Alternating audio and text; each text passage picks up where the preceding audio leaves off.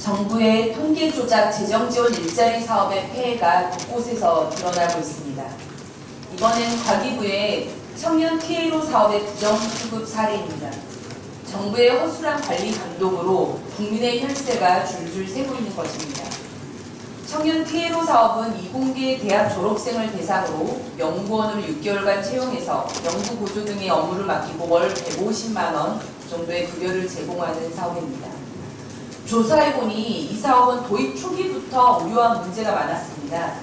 지난해 일자리 추경으로 급작해서 편성이 됐는데 대학 내 산학협력단 관계자들은 70% 취업률 달성 등의 무리한 목표를 잡았다면서 반발해 왔습니다.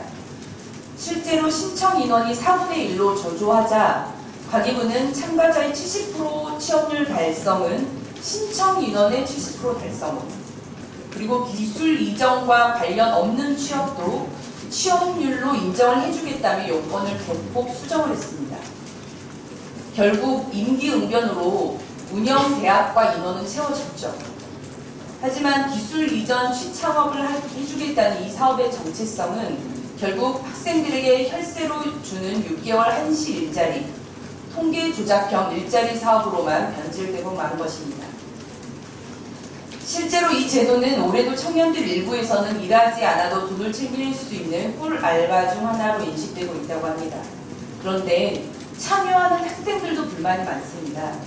진짜 기술 이전 창업이 될 수 있다고 들어온 청년들에게는 대학 내 관리 소홀로 의미 없는 취준으로 느껴지기 때문입니다. 그러니 청년 TA로가 결국 청년 OTA를 만든다는 비아냥도 나오는 실정입니다. 물론 이렇게 고용된 청년들은 취업자로 통계에는 잡히죠.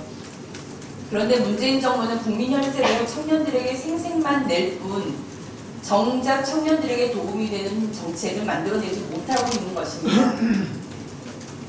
일자리 안정자금, 청년수당 등의 재정사업도 부정수급 문제가 끊임없이 나오고 있는 걸 다들 아실 겁니다.